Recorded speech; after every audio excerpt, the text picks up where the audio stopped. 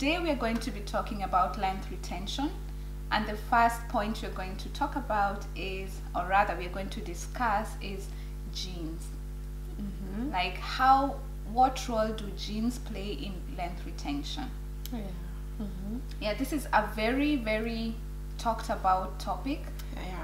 Because most people look at your hair and they see that it's long or it looks a certain way and they're like, yeah, it's just genes. Well, do you think so? Do you think that it's just about genes? Genes, of course, do play a big role because we are different, you know, we don't have the same genes. So the way your hair grows is not the same way my hair is going to grow. Some people have naturally very long hair, like they can cut, like they can big chop today, and in 3 months they show you like, okay, so big chop That's month a 3, lie. you know? And I'm like, okay. Month 3 and it's waist length.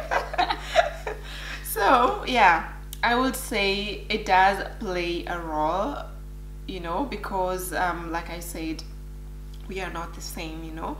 There are some people who have the genes to just naturally grow longer hair, like not just longer, but their hair just does grow quickly, you know. So I've had a couple of people actually comment on my videos saying your hair is not growing, you know, like I trimmed my hair, I cut it, I big chopped, and my hair is still much longer than yours. So I told them, yeah, my hair, I know it's quite slow. It's, you know, as slow as a snail when it comes to growing, but that doesn't really bother me, you know. I'm actually satisfied with the pace at which it's growing. I'm quite patient with it. Yeah, and it's really healthy. Exactly. Which is the most important thing. On the point of genes, what she says is correct, but that is not an excuse for you not to try growing your hair. I always say the only way you'll know is if you actually try it. Exactly. And according to science, most people most people grow half an inch. It could be less. Some people grow a quarter of an inch per month. Some people may grow up to 1 inch a month. But you can check and see where you lie, and then you can actually track your own growth. So it's good to know how much you get, like monitor it and see, okay, I get a quarter of an inch, and then you can see from that time if it's more length or not. Yeah, but there's no excuse. Everyone can have healthy hair, and that's the most important thing. Exactly. Length is just a bonus of healthy hair. Yeah, because it really isn't worth it to have hair down your back and it's one hair. Like, that doesn't make sense. Yeah. So. And do you think it's it depends on hair types? Like, do you think some hair types can grow longer hair than other hair types?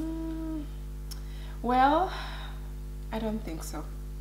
I think if you take care of your hair well, if you have the genes, your hair is just going to grow long, whether it's 1B, whether it's 1A or 4F. 4F. You know? Yeah. And there is this guy, I don't know what his name is. He has a daughter, and they have like such a huge afro. Have you? I've seen them. Yeah, before. they have like. But it came out recently that they are scammers. Oops. Okay, I didn't mention them. We didn't talk about them, okay, guys? So we don't know. It's controversial right now. Yeah. Okay. Yeah. Yeah. So on genes, that's the thing. Just try and take care of your hair and support your genes, because there are people who have the genes to have long hair, but because they don't do anything, they don't put any effort on taking care of their hair, so it breaks off. And they never see any changes. And the moment they start taking care of their hair, they just notice, oh my gosh, my hair is growing. It's growing. Yeah. So like for you, would you say your hair is this long because of your genes, or? I would say. Like, how is it in your family? Like, does Okay, as at now, I am the person with the longest hair in my family. Okay, so in that case, it's not really the genes, but I do believe, here is what I believe. Now listen carefully. Oh, listen. I believe that almost each and every one of us who has ever had shoulder length hair has the capability of growing it longer, because shoulder length is where most people get stuck. Okay. And I really believe, I really believe that anyone who can reach shoulder length hair can grow it longer. Like in my case, I had been shoulder length for almost 20 years before starting my hair care journey. And you see, my genes were the same. They didn't change. They didn't change. And the only time I started noticing difference in the length of my hair was when I started consciously taking care of it. So you see, the genes were the same, but my hair care practices were not good, and that's why I didn't benefit from that. But now I can use healthy hair care practices to support my genes. Talking of her hair, do you guys know how long her hair is? No, you need to just show a little bit. Look. Like it shrinks oh my a lot. Gosh, look, I'm it's going. Really. And yeah, I can feel like it's shrinking. It shrinks a lot. Oh my gosh, look. Hey, my friend. So now we have to put it back so that it looks so that it looks similar to the rest of the hair. Yeah. Okay. So that's on genes. The next thing we're going to talk about is a hair care routine. What are these healthy hair care practices that can help us to help our hair reach its full potential? And my first point is to wash your hair regularly. Okay. Yeah. Like how often would you say? That depends. Some people have a really busy lifestyle. Some people have kids and they just don't have time to do their hair every week. So I suggest you find a time frame that is perfect for you. I normally say don't go more than 2 weeks, but there are people who do it once a month and they're good. Okay. That's why there is no one size fits all when it comes to hair. You do what fits you, what works for you. Okay.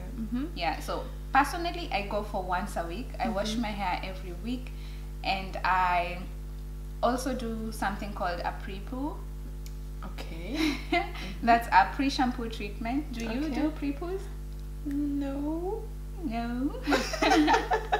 Okay, so maybe explain what's like pre-poo. Yeah, a pre-shampoo treatment. A pre-poo is really, it's exactly that. It's a pre-shampoo treatment. Okay. A pre-poo helps to reduce the harshness. Okay. Provided by shampoos. Like most shampoos are sulfate based, and if you use sulfate based shampoos, you really need to pre-poo your hair. Okay. That way your hair is protected when you're washing it out. So yeah, most shampoos are really harsh on the hair. So that's why it's important to use a pre-poo. But if you don't use a sulfate shampoo, you can go without it. Okay, so you can actually skip the pre-poo process. Okay.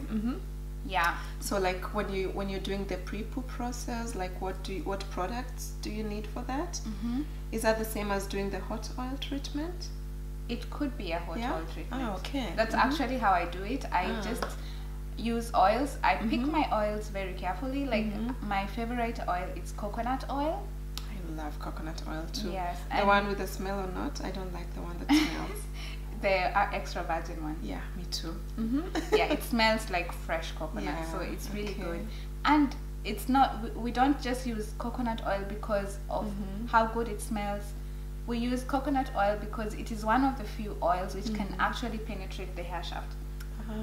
Like it has such tiny molecules that can actually get into the hair and condition it from within. And it doesn't matter what porosity your hair is? Like does coconut oil work for everybody? Yeah, and especially if you have low porosity hair, I would really suggest that you use coconut oil. What's low porosity hair, by the way? Like, porosity. Porosity. Porosity is the ability of the hair to gain moisture Okay. or to release it. Ah. Like if your hair releases moisture, like if it gets dry really fast after you wash it, that probably means you have high porosity, Okay. which could indicate damage. Ooh. Yeah. because dry hair is definitely damaged. Yeah. Yeah. And then low porosity is the opposite of that. So that means that the cuticle is still very intact. It has not Okay. been damaged. And that's why it's so hard for it to get wet. Like if you want to wash your hair and it takes a lot of time to get it really wet. Oh. Okay. No Then- matter how little the volume is. Yes. Okay. And it takes you some time. yeah. Then it indicates low porosity. Low porosity. Okay. So like, what's the best porosity? Like Medium is the medium? best. Ah. Okay. Medium is the best. But if you have a medium, is like it's medium. So Okay. So like it's it's in the middle. in between. Yes. But most people complain of low porosity. Okay. And really a pre-poo and hot oil Yeah, treatments hot are oil. great to help with this. Okay. Cool. So you can definitely try it Yeah, out. I think I'll definitely try it because I've never tried it. I mean, I've done the hot oil treatment before a couple of times, but I didn't know it was a pre-poo. Now you know. Now I do. If you did it before shampooing your hair, then Yeah. it is a pre-shampoo treatment. Okay, cool. Yes. Yeah. So we've talked about shampooing and Yeah. porosity came in between, and now we can talk about conditioning. How do you condition your hair? Conditioning. Okay. Like I try once a week to condition my hair, and that's not the deep conditioning, but rather the 5 minutes conditioning. Yeah, it actually works. I do deep condition my hair like once a month. Yeah, and another thing I once tried and it worked perfectly was to do the protein treatment. You know, it was so nice with eggs. Like I used eggs and I was like picking some boiled eggs from my head. She probably used hot water to rinse it off. Yeah. Never do that. Never use eggs and hot water. Yeah. It will cook. Yeah, it actually cooked, but I still loved the outcome. It was really nice. And I like it that normally there are so many different DIY, you know, like you can actually make your conditioner. Yeah. Like it's normally not so complicated. Do you have some DIYs? I do. On how to- I do. Okay, yeah, so Yes. definitely I we'll have link that up. I have I'll post a video. Probably by the time you see this video it will probably be online already, so you can check down there and see. Yeah, good. Yeah.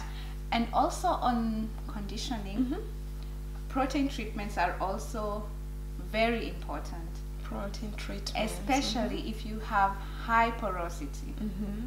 It helps to cover up the damaged cuticles, Okay. which makes your hair a lot smoother, and it really helps with the manageability of the hair also.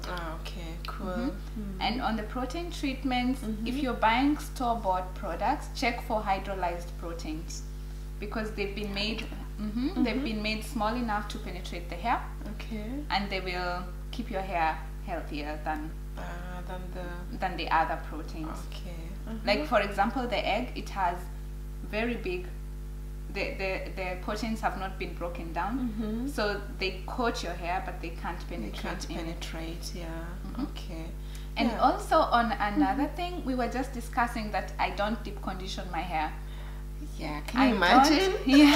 I don't have any product that says deep conditioner. Okay, okay, yeah, say and then I say Yes, and something. this is why. Uh-huh.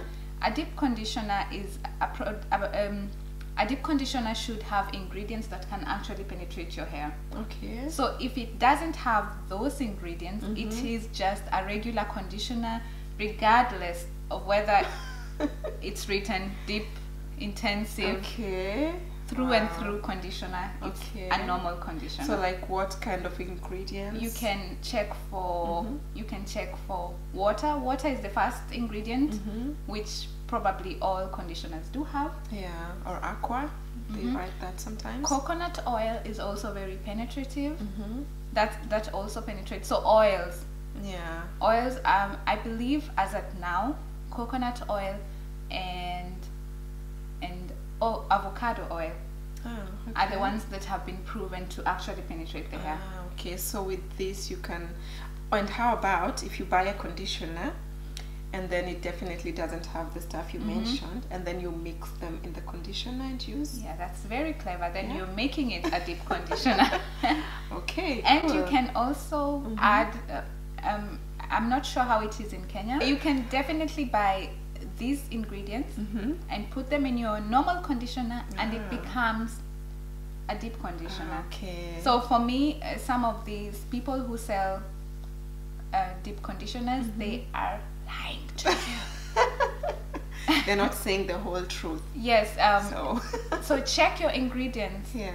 Ingredient checking is important.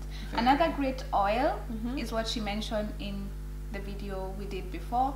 We've done a video on how to maintain natural hair, and she mentioned she uses jojoba oil. Yeah. Jojoba oil. You heard it, ladies and gents. This oil, it kind of has the same consistency, like it feels like our natural oil sebum, and that's why it's so good. Like our hair almost, it kind of mimics sebum, which makes it really good for the hair. Okay, cool. So I can, because normally I think the oils I use mostly are the jojoba oil and coconut oil and extra virgin olive oil. So you're good. So I can actually add. Gee, that's a very good tip. Yeah. You know what I've been doing? What have you been doing? That's why my hair is not growing. No. What I've been doing is I've been just using my normal conditioner on my hair. So on like days where are not my regular conditioning days, where I only do it for 5 minutes, I've been just applying it on my hair, covering and staying for 30 freaking minutes For nothing. thinking that I'm deep conditioning. Yeah. That was wrong. Now you know. Now I do, really.